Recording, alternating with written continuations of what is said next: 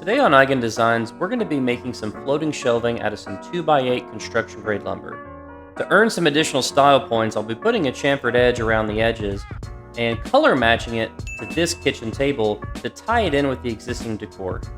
These floating shelves are going to turn this existing living space into this. This is a great DIY project that can add a personal touch to your living space and can help make that house a home. If you want to see how I did it, stick around and I'll show you how.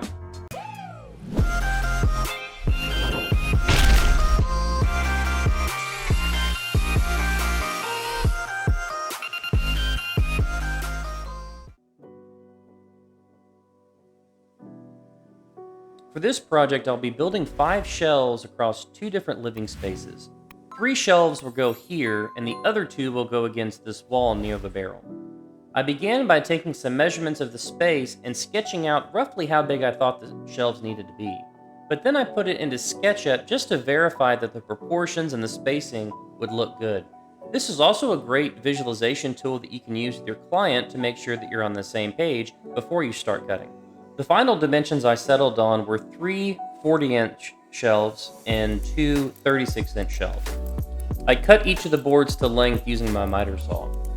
For this particular project, the fabrication of the shelves is pretty straightforward. Most of the difficulty lies in the installation of the hardware for the floating shelving, but we'll get to that in just a moment. I ran each of the boards across the joiner to ensure that back edge was flat up against the wall. But if you don't have a joiner, you could just as easily use a table saw since each of these boards should already have one straight edge on them. Once that was done, I went over to my table saw and ripped my boards to final length. I'm going with a width of 6.5 inches since that seems to fit the space well and it can still be functional to hold home decor items and picture frames and other things like that. Once that was done, I was left with 5 boards that were flat, parallel, straight, but they look kind of boring. So I took a piece of cutoff and I added a 45-degree chamfer on the bottom edge, and I really liked the way that it looked. It added a little bit of style to the shelving without losing that shelf look. So I decided to emulate that on the 5 boards that I had just machined. To do this, I set my table saw to 45 degrees and ran each of the boards to rip that long edge with a 45 chamfer on one side. This was the easy part. The hard part comes when you're cutting the side edges with the miter saw and you're trying to mate up those 2 45-degree miter cuts at the exact same place to make that mitered edge look perfect. To help me execute this more effectively, I used the laser guide that is on my miter saw to try to line up where that blade would intersect with the 45-degree miter edge on the front side of the shelving. After making a few passes, it looked like I was able to get this done relatively quickly, so I made the same miter cuts to the remaining 4 shelves and moved on. Of course, no woodworking project would be complete without doing a little bit of sanding. I didn't do much on these shelves, but I did work my way up from 80 grit to 120 to 150 just to get out most of the saw marks and to make it smooth to the touch. We'll be staining it and finishing it with lacquer in a later step, but I did want to get the sanding knocked out first.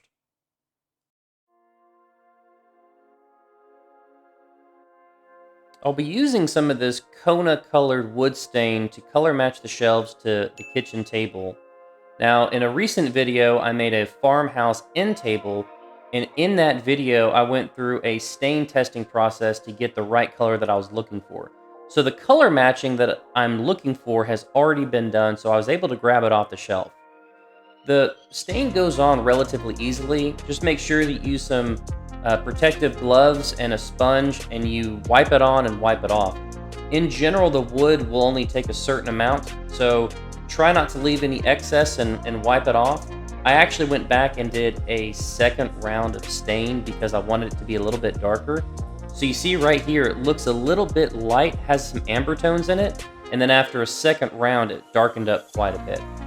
Once the stain was done, I then took some aerosol-based lacquer with a satin finish and began to apply the finish. Lacquer is a great finish for this type of stuff because it dries very quickly, and as you're applying multiple coats, the new coat fuses into the previous coat and actually forms kind of one contiguous layer, so it's a really nice finish for this type of a project.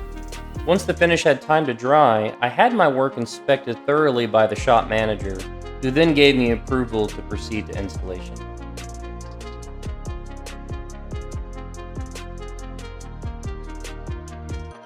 To begin the installation, I'll be starting off with the 3 shelves in the kitchen first, where the 2 lower shelves will be the 36-inch, and then they'll be straddled by a larger 40-inch shelf on top. To help get the spacing and alignment right, I use some painter's tape to help. Then I use a combination of a stud finder and a level to mark where the brackets need to go.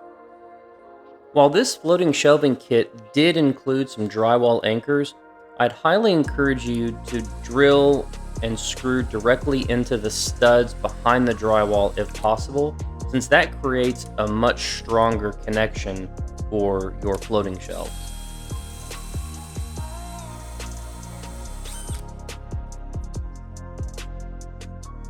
With the bracket holes pre-drilled, I remove the painter's tape and begin to fasten the brackets to the wall. It's important in this step to feel for the screw biting into the stud.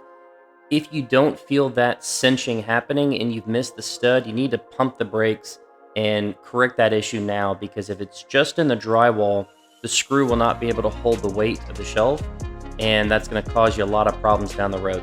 The last step is to take the pole, which has a male threaded connection at the bottom, and just twist it into the female threads within the bracket itself. This process is then repeated for the other bracket, and once 2 are installed, you can straddle something across, you see me using a shelf here, and check to make sure that everything's level. This same process is repeated for the other shelves, and for the moment I'm just going to rest the shelves on the brackets. We'll come back to this in a moment. The last 2 shelves are going to be installed in a staggered pattern on a wall near the entryway. Both of these shelves are going to be 40 inches long and are going to overlap just a little bit.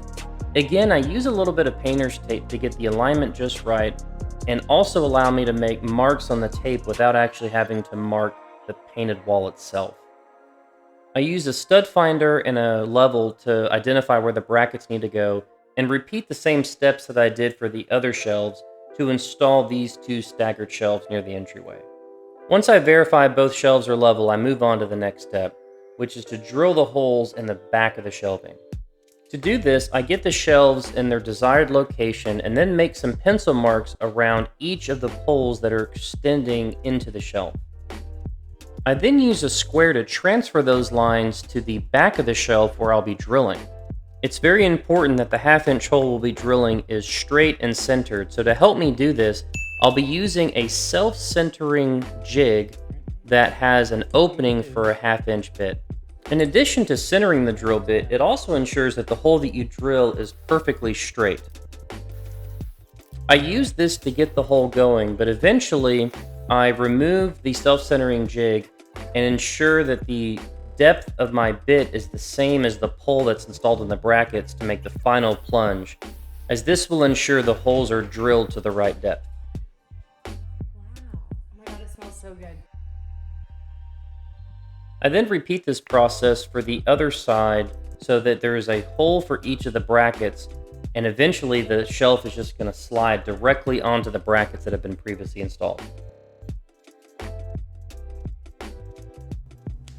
After being sufficiently satisfied with the mess that I had made in the kitchen, I then go over to the brackets and complete the installation.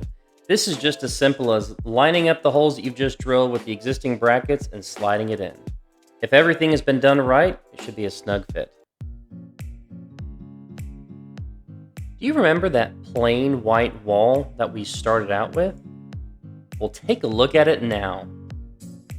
The floating shelves allow for an infusion of personality and decor, which ties everything in the house together and just brings it to life. It really does take this house and turn it into a home. In terms of complexity, this is a pretty straightforward project that most DIYers would be able to do.